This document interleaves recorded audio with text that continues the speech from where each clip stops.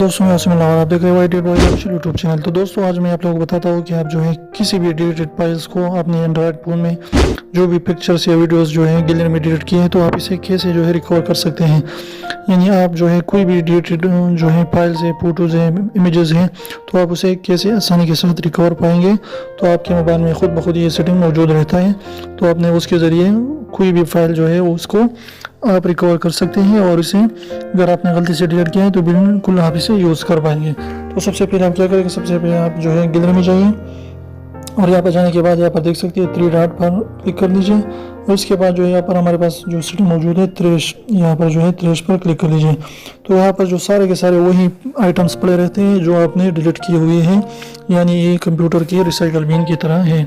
इसके ज़रिए आप क्या कर सकते हैं कि सारे के सारे जो है डिलीटेड फाइल्स जो है 30 डेज़ के लिए यानी 30 दिन के लिए यहाँ पर रहते हैं।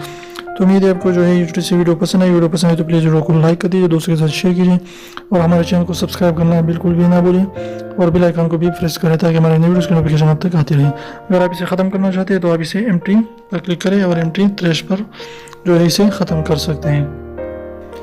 एक आदमी का कद जो था 9 फुट था, तो वो एक बाबा जी के पास गया कि और पूछा कि हल बताए। तो बाबा जी ने कहा कि एक नहर के किनारे एक फकीर नहीं बैठे हैं, तो जाके उससे शादी का पूछो, अगर उसने इनकार कर दिया तो आपका कद जो है 1 फुट छोटा हो जाएगा।